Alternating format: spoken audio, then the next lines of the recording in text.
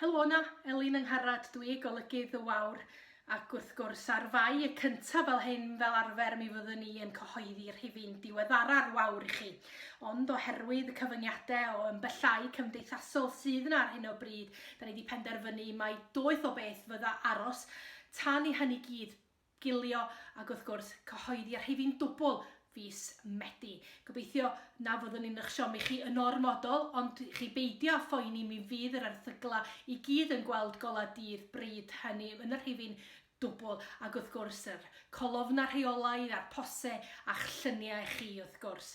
Gobeithio'ch bod chi'n cadw'n saff ac yn ddiogel ac yn iach a'ch bod chi fel fi wedi bod yn mwynhau gweld y danteithion ar curo'r corona yn coginio, eich gwaith llaw chi yn curo'r corona yn crefftio ac wrth gwrs hanesion difyr iawn am eitema sydd ganddoch chi yn eich cartref yn curo'r corona yn y cartref. Digon o bethau i'ch diddori chi gobeithio yn ystod y cyfnod yma gan fudiad Merched y Wawr ac wrth gwrs nawr dos na Rhifyn print o'r Wawr yn cael ei gyhoeddi. Cofiwch bod erthygl o'r gorffennol a llun y dydd yn cael ei gyhoeddi'n ddyddiol ar y gwefannau cymdeithasol.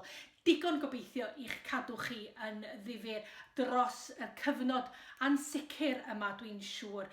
Ond wrth gwrs mae mudiad Merched y Wawr a'r clybiau gwawr yma i chi wrth gwrs. Dim ond felly neges fer i ddweud na fydd na Rhifyn print felly o'r Wawr yn gweld golau dydd rwan. Gobeithio felly newch chi fodloni ar aros tan mis Medi ar gyfer gweld yr erthyglau a'r straeon. A tan hynny, cadwch yn ddiogel, cadwch yn saff.